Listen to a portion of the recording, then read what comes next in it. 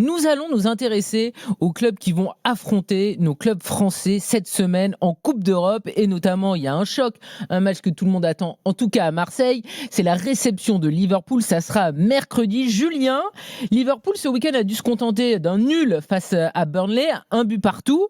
Liverpool, Marseille peut le faire? Ils sont prenables? Ouais, si Burnley est capable de marquer à Anfield, Marseille est capable de marquer au Vélodrome chez eux contre un adversaire, contre le même adversaire.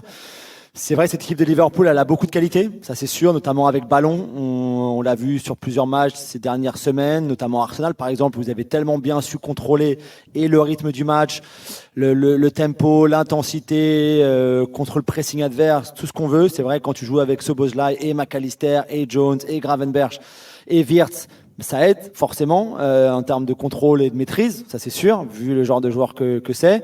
Ekitike est très bon, il n'y a aucun doute là-dessus. Mais c'est vrai que défensivement, il y a encore un problème d'équilibre dans cette équipe. Il y a un problème de fragilité défensive, que ce soit sur les côtés, Kerkez, Frimpong, peu importe qui joue arrière droit. Il n'y a pas Bradley, il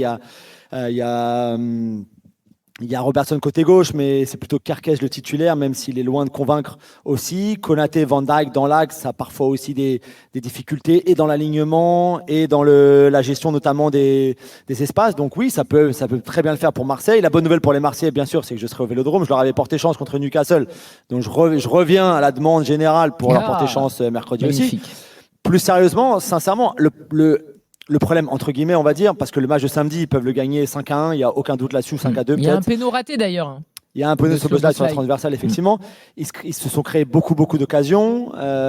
Ils auraient dû gagner, pas de problème. Le problème, c'est que plus tu vas jouer vers l'avant et plus tu vas aussi jouer, faire leur jeu à eux. En fait, parce que c'est là où ils sont très forts. On l'a dit, ils peuvent très bien tuer le tampon d'un match et ça va très vite vers l'avant. Quand Gakpo joue sur le côté gauche, je suis pas un grand fan de Gakpo. Je trouve qu'il a beaucoup de lacunes tactiquement et techniquement, mais ça reste un joueur qui a beaucoup d'énergie, qui est très puissant, qui peut frapper bien, qui frappe bien de loin, etc. Donc, si tu en fais un match ouvert, ça peut leur convenir et ça peut partir dans tous les sens. Ça peut très bien sourire à l'OM, ils peuvent gagner 3-2 par exemple, ou ça peut se retourner contre eux et ils vont perdre contre Liverpool. C'est pas vraiment le jeu de l'OM de fermer le jeu non plus. De Zerbi, c'est pas trop comme ça. Donc ça va être intéressant de voir comment côté olympien, pardon, on va approcher la rencontre et comment on va la gérer. Parce que du côté de Liverpool, ce sera comme on en a l'habitude. Même si à Arsenal, ils avaient montré un visage un peu plus défensif entre guillemets, on va dire. Quand tu mets Wirtz en faux numéro 9 et pas Ekitike par exemple. C'est un système surtout pour ne pas encaisser de but, plus que pour en marquer toi-même. Donc on verra comment Liverpool va jouer, mais je pense qu'Ekitike sera là avec Wirtz, avec ce milieu de terrain très technique, avec des joueurs qui se ressemblent, mais qui te permettent de contrôler le tempo, comme j'ai dit tout à l'heure. Donc ça va être fascinant à voir. Et est-ce que Salah sera là? Parce que c'est la grande question. Slot a été interrogé là-dessus. Il a dit qu'il allait revenir, mais est-ce qu'il sera dans le groupe? On sait pas encore. On pense que si le match avait été demain, on aurait dit non. Le match étant mercredi, il y a encore un petit peu de temps. Salah a joué donc samedi la petite finale. Exactement. Donc c'est vrai que même s'il a eu quelques jours de repos, il pourrait très bien être là. Est-ce qu'il sera titulaire? Ça, j'ai du mal à le croire parce que l'équipe maintenant joue sans lui depuis quasiment un mois et un peu plus d'un mois même.